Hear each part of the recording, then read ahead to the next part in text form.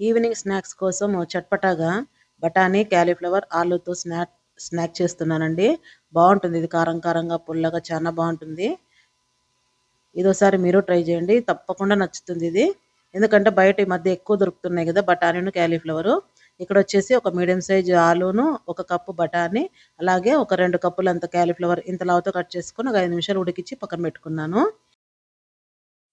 ఇప్పుడు వచ్చేసి కొత్తిమీర అన్నమాట, కాడలతో సహా ఒక పిడికెడంతా, పచ్చిమిరపకాయలు ఒక 3, తినగలిగినంత కారము, అలాగే చిన్న ముక్క అల్లం ముక్క వేసేసి కొన్ని నీళ్ళు వేసుకొని, ఇంకా తెల్లగడ్డలు, ఎర్రగడ్డ అలాంటివి ఏమో వేయట్లేదు, ఓన్లీ ఇది మాత్రమే. ఇలాగ ఒకసారి చేసి చూడండి, చాలా బాగుంటుంది. అది మిక్సీకి వేసి పక్కన పెట్టుకున్నాక కడాయిలోకి నూనె వేసుకొని ఫస్ట్ ఉర్లగడ్డ వేయించుకోవాలి బాగా, లేదంటే ఉడికినటువన్నా వేసుకోవచ్చు. ఇది ఒక టేస్ట్ అనమాట, ఇలాగ అన్ని ఆయిల్లో వేయించుకొని ఇలా చాట్ చేసుకోవడము. నెక్స్ట్ అదే ఆయిల్లోకి ఎర్రగైనాక తీసేసుకున్నాను కదా, నెక్స్ట్ అదే ఆయిల్లోకి క్యాలీఫ్లవర్ కూడా, అది కూడా బాగా ఎర్రగా వేయించుకోవాలి.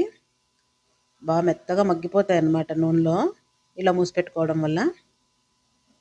బాగా ఇలా ఎర్రగా క్రిస్పీగా వేయించేసుకున్నాక అవి కూడా పక్కకు తీసేసుకొని అదే ఆయిల్లోకి బఠానీ కూడా బాగా క్రిస్పీగా వేయించుకోవాలి.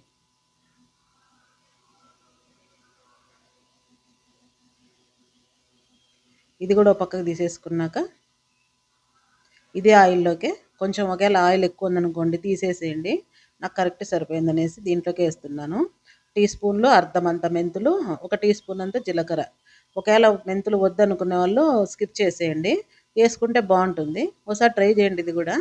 అవి అలా చిట్పట అనగానే ఇందాక మిక్సీకి వేసుకున్నాం కదా కొత్తిమీర, అది వేసేసుకొని కొంచెం నీళ్ళు వేసుకొని ఇది బాగా వేయించుకున్నాక ఇందులోకి తగినంత ఉప్పు, అలాగే కారం, మనం ఇందాక 3 మిరపకాయలు వేసుకున్నాం కాబట్టి అది గుర్తుపెట్టుకోండి కారం పొడి ఎంత వేసుకోవాలని. అలాగే అర్ధ స్పూన్ అంతా ధనియాల పొడి. బాగా కారం కారంగా పుల్లగా బాగుంటుంది. ఇలాగంతా వేసుకొని బాగా కలిపెట్టుకున్నాక మనం ఇందాక వేయించి పెట్టుకున్నాం కదా 3 రకాలు, అవన్నీ దీంట్లోకి వేసేసుకోవాలి 1 బై 1.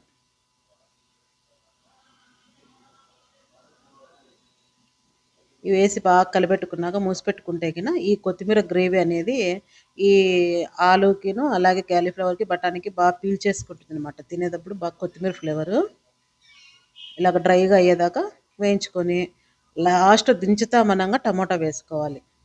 ఎందుకంటే తినేటప్పుడు టమోటా తింటుంటే చాలా బాగుంటుంది అనమాట, పుల్ల పుల్లగా. మీరు కావాలనుకుంటే ఎర్రగడ్డ కూడా వేసుకోవచ్చు ఈ స్టేజ్లో.